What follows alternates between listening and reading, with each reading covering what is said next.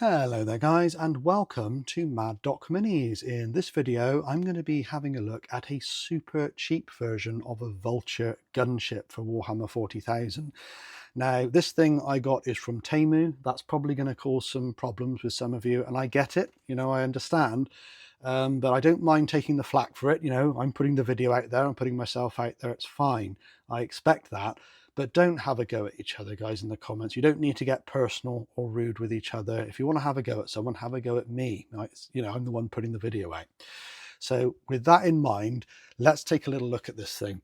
Now, I don't know if the official version of the Vulture is still available from Games Workshop. It was a Forge World thing for many years. It might still be available. I couldn't find it when I had a little look. But let me know in the comments if you know any differently. This thing, as you can see, is a blatant copy. This is IP infringement, and if GW find this on Temu, which they probably will do soon, they are going to stamp it out very aggressively. And I understand why, because it's a very good copy. Now, it's very, very light, much lighter than the Forge World equivalent would be. And speaking of which, it's much, much cheaper as well, of course, as you can imagine. This is £10 worth. I think that's very, very good value for this.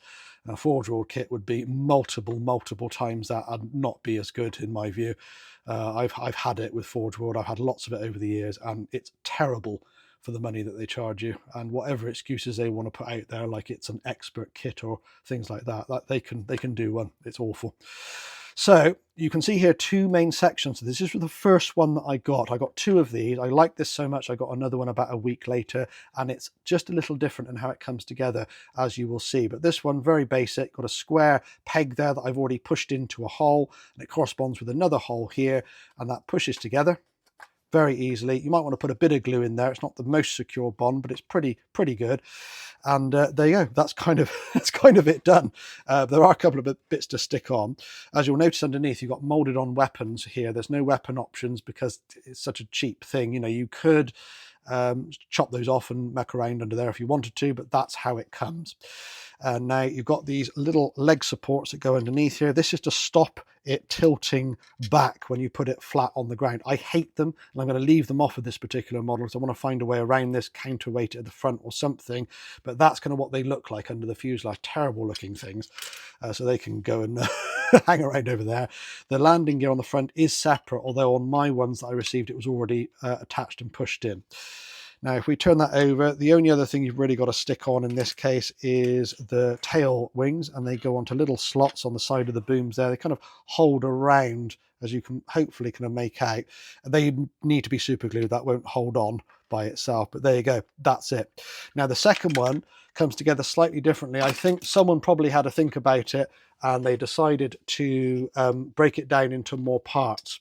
So you get three main parts with this. So you get the kind of the back section comes off as well.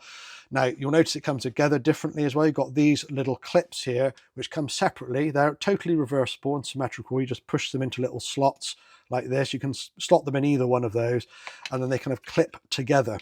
So like that, really secure, very, very good bond. That no glue required at all. Similar with the back, look, little clips, in they go. And there you go, that's all done. It's brilliant. Now, of course, I did build this one a little bit more off camera, so I've already glued the wings on. They do come separately, as with the other kit, as do the legs. You can see this is what the legs are supposed to look like underneath. All right, and that's it, guys. So there you go. I will do a little bit of a scale comparison for you. I'm in a bit of a confined space here, so I can't bring a full Valkyrie in and give you the full experience, but I will put this on a rotating platform at the end so you can get a proper 360-degree view of it. So do hang around for that. This is a plastic wing from a Valkyrie, which is, a similar aircraft derived from the same design. You can see that the wing is exactly the right size. Okay, so this is perfectly scaled. There's no doubt about it. Do check that. There's various sellers on Temu, and you need to check that you're getting the right size of thing, but this one is. If I take the cockpit off of there, I'll just show you, I've got a kind of half broken down Valkyrie here, the one that donated that wing, in fact.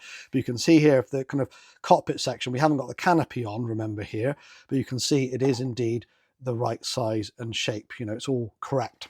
All right, so I thought you'd be interested to see that. Yeah, very good, unbeatable for price. And yeah, you just can't really go too far wrong with that. The only other thing I will say is you do get a scenic base with it. Not great. You can see lots of print lines on that. There are print lines on the vehicle itself. You might be able to just about make them out. That's pretty good though on there, to be honest with you. I mean, people have different tolerances for print lines and things, but that's pretty good for the money you're spending. This isn't so good, but that's going to get covered over with sand and stuff with me, so that's not a problem at all. You also get a flight stand that goes into that little T section there. That isn't a direct copy of a GW flight stand, not that it matters, but it's just a point of interest. So that would need to be super glued in place. You can attach that up underneath. That's quite a deep socket, so if you just push fit that, that's not going anywhere at all. That's very secure, but you can take it back out with a bit of persuasion in the right direction. So you can have it either as a freestanding thing, as a piece of terrain or an objective or something, or as a playable piece. You don't have to glue it. You can leave it off. Okay. So guys, I'm going to put that on a rotating platform so you can get a better look at it. I hope you find that interesting. I love it, I love it.